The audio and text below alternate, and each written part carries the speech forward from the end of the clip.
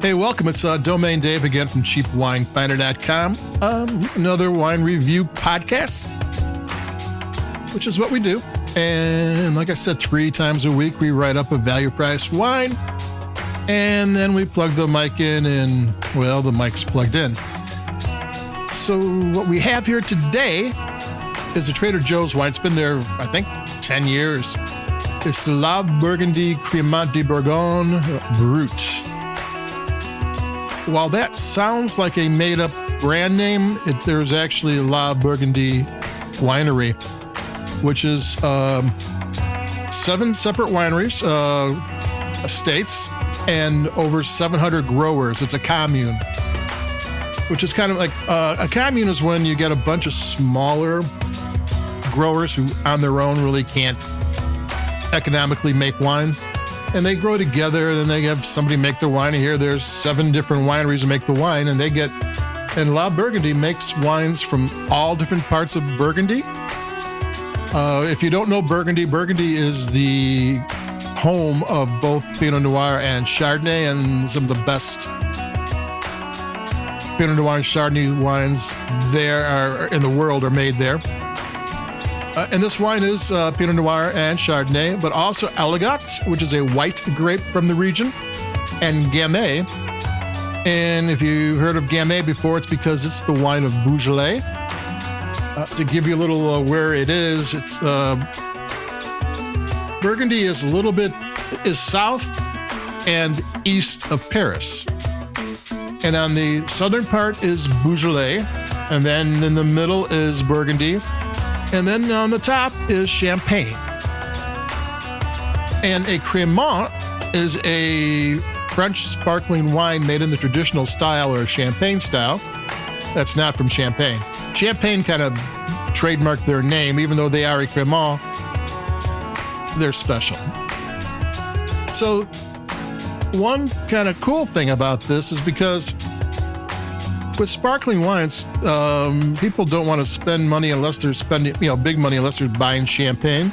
There's always people, producers out there who are trying to compete, and some of them do okay. But you get a lot of bargains because they just can't. They want to charge more, they can't. It's like the going rate, supply and demand. So this is a $11 wine, $10.99 at Trader Joe's. See, it's the second fermentation is in the bottle. They pour the wine from the first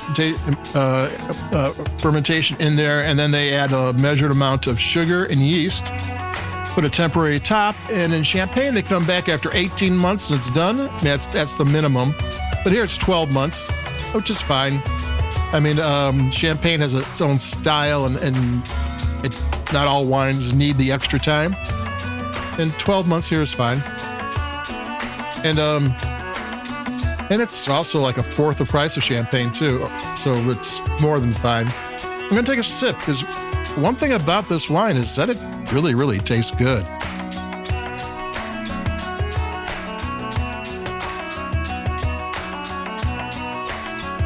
It's got a nice balance to it. There's some tart flavors. There's some smooth flavors. Good acidity, you got to smack your lip. This is one of those wines that are going to have you reaching for your glass before you consciously think, I want another sip. I mean, your brain's going to tell me, give me more of this. And it's really that nice. It tastes great. There's peaches and pears, and there's tart grapefruit and tart apple, and maybe some stone fruit. Maybe a little bit of black cherry, not huge and ripe like you get in a still wine. But it's there. It's got a little bit of creaminess to it. If you stir the lees, you get creaminess. If a longer wine is in the bottle in the second fermentation, you get a little creaminess. But there is a little touch of creaminess to it, which is really nice compared to all the other flavors going on. The acidity is really, like I said, it gets you wanting to take another sip, but it doesn't overpower, and and it really helps the length. This is a wine that stays with you a little bit.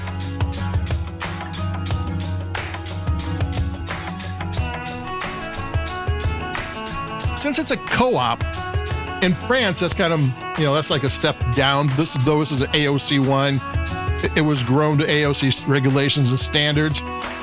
And you get co-ops in European wines more often than you do find them in the United States.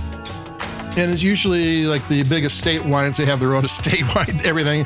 Like, oh, that's not so good. You can't police the quality. But I also think that the other farmers, there's 700 of them, and if one of them decides to lower their quality standards, the other ones will know, and it will be tightened up in a hurry.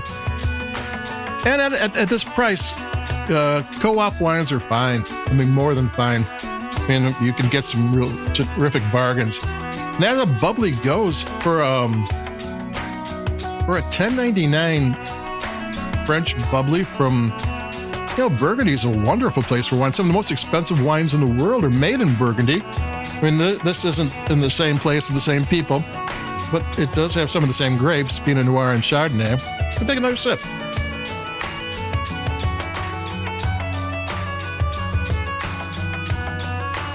It's just tasty. And this is a nice wine. This is a wine that is not a splurge. It's not like, oh, Bubbly is special. No, this is one of these wines you're going to want to drink a lot of.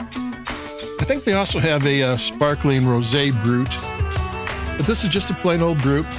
And it's good. $7.99. It's La Burgondie Cremant de Bourgogne. Brut, Trader Joe's, $11. And that's it for me, Domain Dave. We're going to come back with some other things. I think I'm heading out to Costco, so we'll try some of their wines. So keep it cheap, stay warm and dry, and I'll be talking to everybody in a couple of days. Adios. Bye-bye.